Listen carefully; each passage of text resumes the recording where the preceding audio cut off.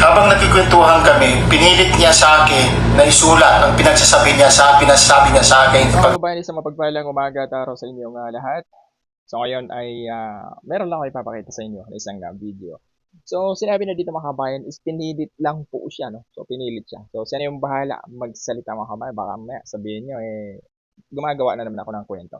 So ito po, pakinggan natin mga kabayan, ito siya.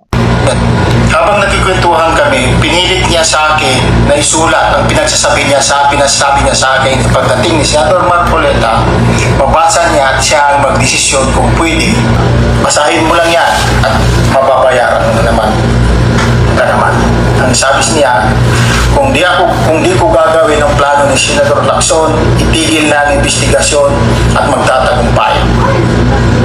Dala ng takot at pangamba, lahat ng nakalahad sa pinabit na kanilang ginawa ay aking nasabi na nasaksihan o kahit hindi ito totoo. Pati ang pagsabi ng pasama ako sa 3 beses na delivery ng mga balita sa bahay ni Speaker Martin Romualdez sa Forbes Park. Wala akong naging direktang kontak o nakita man lang si Speaker Romualdez. Nag-promise ng sa educational scholar si former Congressman Mike Pinso na napagalitan pa ako ni Senator Marcoleta kasi nag-adlib ako. At ang sabi niya, sundan lang ang nakasulat. Sa mga kababayan, napakalinaw po. Dinig na dinig natin yung sinasabi nitong dating Marines mga kababayan na inutusan nga lang daw siya o pinilit siya mga kababayan.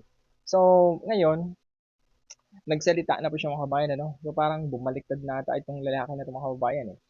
So, ganyan po talaga kapag ang mga kababayan natin ay napapaisip, kumbaga, napupunta sila mga kababayan sa katotohanan.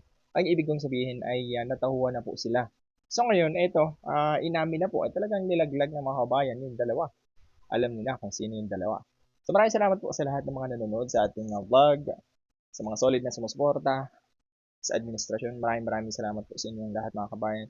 So, doon sa sumama sa akin na nanood nitong video na ito, maraming salamat po sa inyong lahat. At least na ipakita ko sa inyo. Baka mamaya meron pa pong hindi nakapanood, ano. So, yun lang po.